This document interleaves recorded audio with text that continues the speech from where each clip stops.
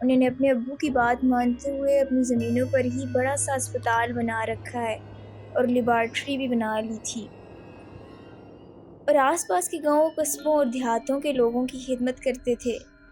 ہمارے 3 نہایت خوبصورت، صحت مند اور لائق بیٹے تھے۔ مجھے ایک بیٹی کا جنون کی حد تک شوق تھا۔ بازاروں میں ملنے والے رنگ برنگے فراق گڑیا دیکھتی تو سوچتی بیٹی ہوتی تو اس کو سنوارتی۔ گاؤں کے لوگ بہت عزت اور محبت سے پیش آتے تھے، اپنے کھیتوں کی سوغاتیں بھیجتے نہ تھکتے۔ جا رہی تھی، سب کچھ ٹھیک جا رہا تھا۔ طبیعت کی خرابی کی وجہ سے کبھی مجھے کوئی چیز سے کراہیت محسوس ہوتی اور کبھی میرا کوئی چیز کھانے کا بہت دل کرتا۔ کبھی سبزی، چکن، کڑھائی، چپلی کباب یا چٹنی، جو دل چاہتا وہی چیز لڑکا بنا دیتا۔ میں بہت خوش اور تھوڑی حیران ہو کر اس کو کہتی کہ ارے بھائی، میں تو تمہیں یہی بنانے کو کہنے والی تھی۔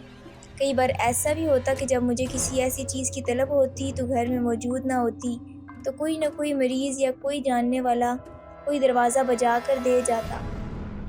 میں سوچتی کہ یہ آنے والا بچہ بہت درجوں والا ہے۔ ایک روز میرے شوہر بہت زبردست بھرے لال سیب اور دوسرا پھل لائے۔ میرا دل چاہا اس کی جگہ کہیں سے آم آ جاتے۔ اس خیال پہ ہنسی آ گئی کہ یہ اکتوبر کا آخری مہینہ ہے اور مجھے آم کھانے کی خواہش۔ تھوڑی دیر بعد جب میں کچن میں آئی تو وہاں ملازم لڑکے نے کہا کہ یہ بی بی جی، ڈاکٹر صاحب کا ایک بوڑھا مریض بنگلے پر آم دے گیا ہے، میں نے دھو کر فریج میں رکھ دیے ہیں۔ میں حیران رہ گئی۔ میں نے کہا اس موسم میں؟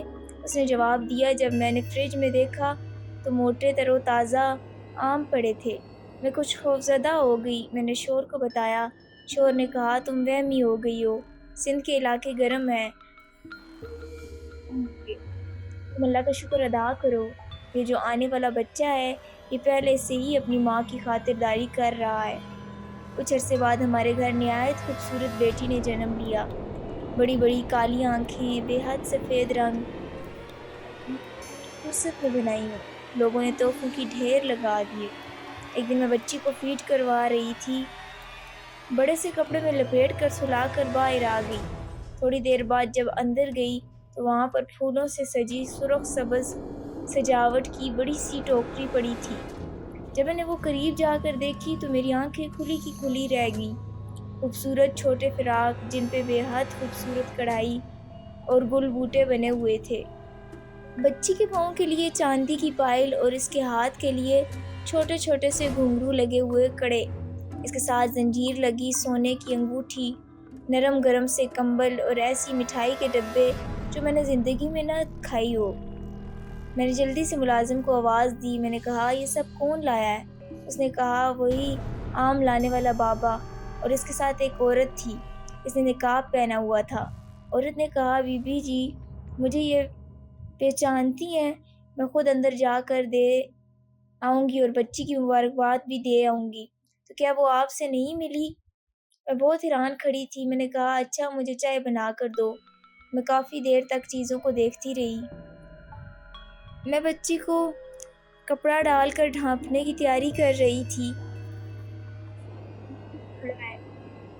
مجھے بار بار یہ احساس ہو رہا تھا۔ یہ بات میں نے شوہر کو بتائی لیکن انہوں نے توجہ نہیں دی۔ ایک رات میں بچی کے رونے کی آواز سے اٹھی۔ میں نے دیکھا کہ اس کے جھولے کے پاس ایک عورت کھلے بال میں اور سیاہ کپڑوں میں بچی پر جھکی ہوئی اسے تھپتھپا رہی ہے۔ مجھے یہ احساس ہو رہا تھا۔ یہ بات میں نے شوہر کو بتائی لیکن انہوں نے توجہ نہیں دی۔ ایک رات میں بچی کے رونے کی آواز سے اٹھی۔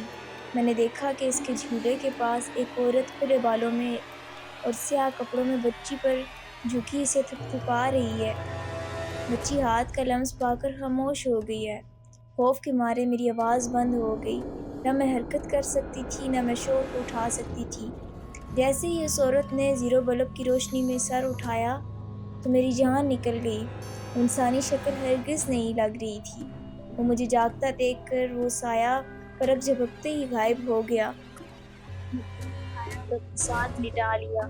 صبح جب میں نے شوہر کو بتایا تو وہ ہنس پڑے۔ انہوں نے کہا تمہارے اعصاب بچی ہونے کی وجہ سے کمزور ہو گئے ہیں، اکثر عورتوں کو یہ مسئلہ ہوتا ہے، تم چکن سوپ، پھل وغیرہ زیادہ کھاؤ۔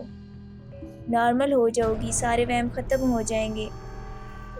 اچانک گاؤں جانا پڑا تو وہ 2-3 دن کے لیے اپنی 10 سال کی بیٹی کو میرے پاس چھوٹے موٹے کاموں کے لیے چھوڑ گیا۔ وہ 10 سال کی بچی میری بچی کو نہلاتی دھلاتی، اس کو میں نے اپنے ہی بیڈ روم میں پلنگ کے ساتھ نیچے قالین پر لٹا دیا۔ اگلے دن آدھی رات کو وہ اٹھ بیٹھی۔ اس نے کہا، بی بی جی، کسی کا پاؤں میرے پاؤں پر پڑا۔ میں جاگ گئی تو دیکھا ایک عورت تھی، بال اس کے کھلے ہوئے اور کالے کپڑے کونے میں ڈال دیا اور خود بچی کے پلنگ پر جھک گئی۔ مجھے بہت ڈر لگ رہا ہے۔ وہ رونے لگی۔ چاروں کن پڑھ کر پھونکے اور اس کو بہلایا، تب وہ دوبارہ سوئی۔ دوسری رات وہ ڈر کے مارے اٹھ گئی، چیخی چلائی اور رونے لگی۔ بولی کہ منی کے پلنگ کے پاس وہ کل والی عورت پھر کھڑی ہے اور اسے تھپتھپا رہی ہے۔ میرے شور بھی اٹھ گئے تھے۔ وہ غصے کے مارے دوسرے کمرے میں چلے گئے کہ سارا دن مریضوں کے ساتھ مغز ماری اور رات کو جنوں بھوتوں کے قصے۔ تم کم نہیں تھی تو یہ بھی آ گئی، تم دونوں وہمی ہو۔ ایسے ہی چھوٹے چھوٹے واقعات ہوتے رہے۔ میری بچی 2 سال کی ہو گئی تھی۔ جمعے کا دن تھا۔ اب میں نے ایک 12-13 سال کے لڑکے کو رکھا ہوا تھا جو کہ صفائی کرتا، گیٹ کھولتا بند کرتا۔ باتھ روم گئی اور بچی کو اس لڑکے کے حوالے کر دیا کہ منی کا دھیان رکھنا۔ میں وضو کرنے کی تیاری کر رہی تھی کہ باتھ روم کی کھڑکی سے مجھے بالکل واضح اور غصے میں بھری کسی شخص کی تیز آواز آئی کہ وضو بعد میں کرنا، جاؤ اپنی بیٹی کو بچا لو۔ میں ادھر ادھر دیکھنے لگی پر وہ آواز مجھے کہیں قریب سے آ رہی تھی۔ پھر وہ آواز آئی، تم نے سنا نہیں؟ بھاگو ورنہ وہ مار ڈالے گا لڑکی کو۔ اب میں کپ کپا کر اور ننگے پاؤں حسین کی طرف بھاگی۔ وہاں کا منظر دیکھ کر میں چند سیکنڈ کے لیے ساکت رہ گئی۔ اس چھوٹے نے بچی کو لٹا کر اپنے پاؤں اس کے پیٹ پر رکھے ہوئے تھے اور اس کی نیپی کا سیفٹی پن جو کنڈے سے آٹومیٹک لاک ہو جاتا تھا اسے کھولنے کی کوشش کر رہا تھا۔ جب بچی مچلتی تو وہ اس پر تھپڑوں کی بارش کر دیتا۔ میں چیخی، کیا کر رہے ہو؟ مجھے اچانک ہوش آ گیا۔ میں نے اس کو زوردار جھٹکا دیا، وہ گر گیا۔ میں نے اپنی بچی کو گلے سے لگایا، بار بار اللہ تعالیٰ کا شکر ادا کیا۔ چاہا تو وہ دوبارہ جا گرا۔ جیسے اٹھنے کی کوشش کرتا تو کوئی اسے پٹخ دیتا۔ وہ رونے لگا، بولا، میری توبہ بی بی جی، بس کریں، مجھے نہ ماریں، میں نے کچھ نہیں کیا، قسم لے لیں میں نے کچھ نہیں کیا۔ میں حیران پریشان اسے پٹتا دیکھتی رہی۔ میں نے کہا، لیکن میں نے تمہیں کیا کہا ہے؟ میں تم سے دور کھڑی ہوں، میں نے بچی پکڑی ہوئی ہے۔ وہ رو رہا تھا، بولا، بس کرو، مت مارو۔ میں نے کچھ نہیں کہا۔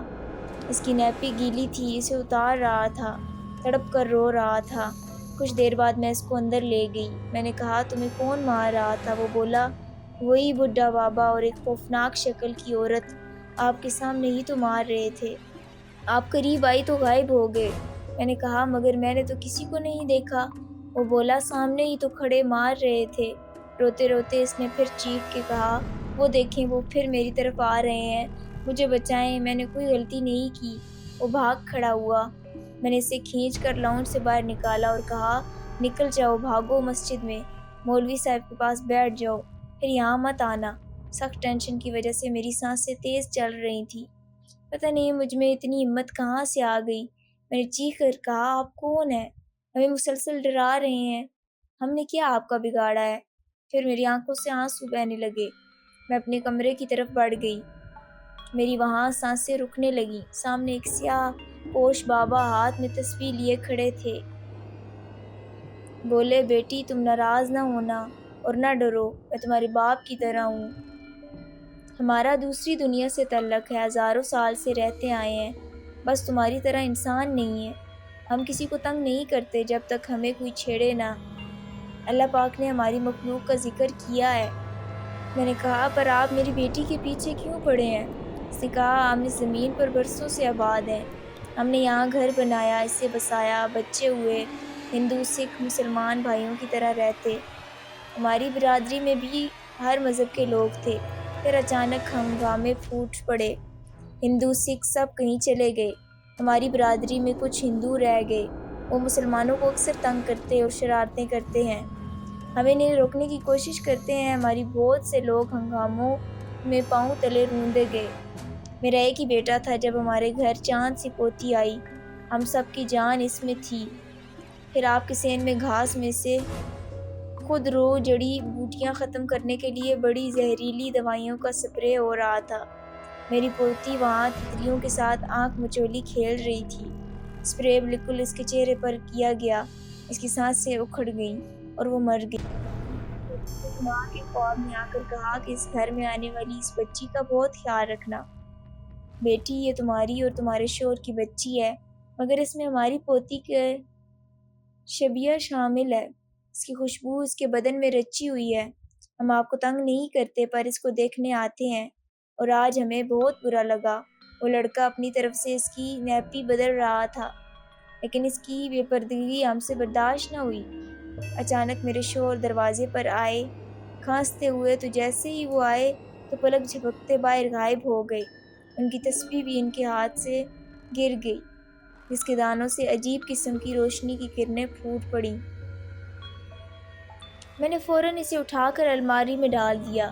میری بیٹی اب شادی شدہ ہے، اس بات کو کوئی 20-21 سال گزر چکے ہیں۔ اسے کسی نے نہیں تنگ کیا، بس وہ کہتی ہے امی عید شب رات پر آپ بہت ساری چیزیں بھیج دیتی ہیں، آپ کیوں اتنا خرچہ کرتی ہیں؟ میں مسکرا کر چپ ہو جاتی ہوں۔ میری بیٹی کو کبھی کبھی محسوس ہوتا ہے جیسے کوئی سایہ سا اس کے قریب ہو، پھر غائب ہو جاتا ہے، لیکن میں نے اپنی بیٹی کو کبھی کوئی حقیقت نہیں بتائی۔